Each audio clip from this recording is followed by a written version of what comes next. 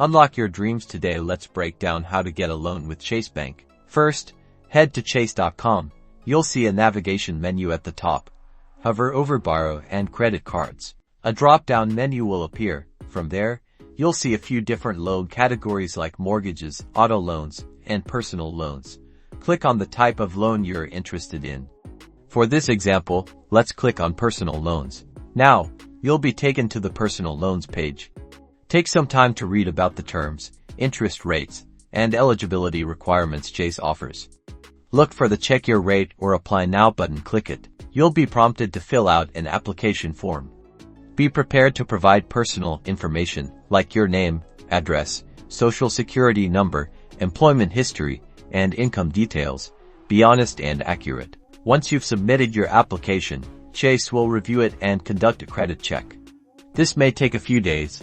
Keep an eye on your email or Chase account for updates on your application status. If approved, you'll receive a loan offer with the interest rate, loan amount, and repayment terms.